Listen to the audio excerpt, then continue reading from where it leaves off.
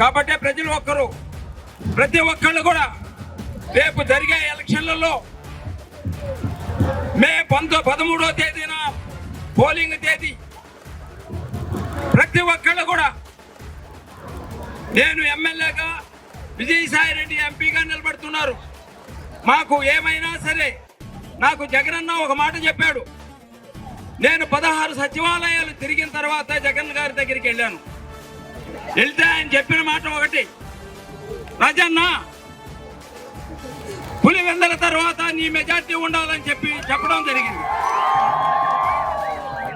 నాకు ఈరోజు ఈ విధమైన జనసంతోషాన్ని చూస్తుంటే నాకు ఖచ్చితంగా పులివెందుల తర్వాత నెక్స్ట్ మెజారిటీ నాదే అని అనిపిస్తుంది. నేను మీరు చూపించే ప్రేమ నేను ఏ మాత్రం నేను తగ్గను.